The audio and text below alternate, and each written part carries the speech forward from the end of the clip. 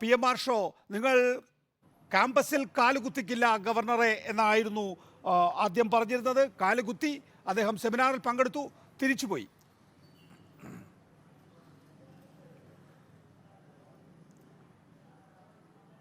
SFIയെ സംബന്ധിച്ച് വളരെ ഗൗരവപരമായൊരു വിഷയത്തെ മുൻനിർത്തിക്കൊണ്ടാണ് SFI സമരം ആരംഭിച്ചിട്ടുള്ളത്.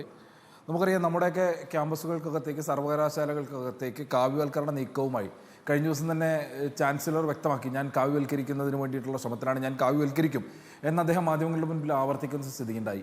കാവ്യവൽക്കരണ നീക്കങ്ങളുമായി കേരളത്തിലെ രണ്ട് പ്രധാനപ്പെട്ട സർവകലാശാലകളുടെ, കാലിക്കറ്റ് സർവകലാശാല അതേപോലെ തന്നെ കേരള സർവകലാശാല, രണ്ട് സർവകലാശാലകളുടെ സെനറ്റിലേക്ക് എല്ലാ ചട്ടങ്ങളെയും മാനദണ്ഡങ്ങളെയും മറികടന്നുകൊണ്ട് RSSന്റെ നേതാക്കന്മാരെ തിരികെ കയറ്റുന്നതിന് വേണ്ടിയിട്ടുള്ള ശ്രമം നടത്തി.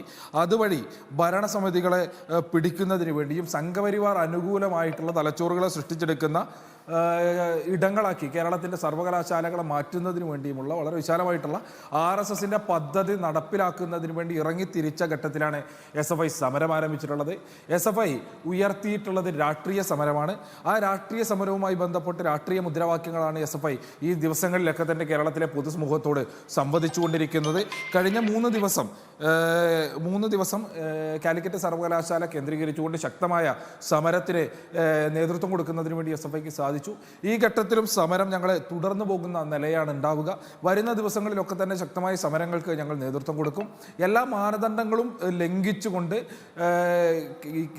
കാലിക്കറ്റ് സർവകലാശാലയിലേക്ക് 9 സെനറ്റ് അംഗങ്ങളെ, അതേപോലെ തന്നെ കേരള സർവകലാശാലയിലേക്ക് 15 സെനറ്റ് അംഗങ്ങളെ RSSന്റെ നേതാക്കന്മാരെ നിയമിച്ച നടപടിയിൽ നിന്ന് പിന്മാറുന്ന ഘട്ടം വരെ ശക്തമായിട്ടുള്ള സമരം, പ്രതിരോധം, പ്രതിഷേധം SFI ഉയർത്തിക്കൊണ്ടുവരും. സ്വാഭാവികമായും കേരളത്തിലെ മുഴുവൻ ജനാധിപത്യ സമൂഹവും ആ സമരത്തോടൊപ്പം നിൽക്കും എന്നുള്ളതാണ് ഞങ്ങൾ പ്രതീക്ഷിക്കുന്നത്. അങ്ങേയറ്റം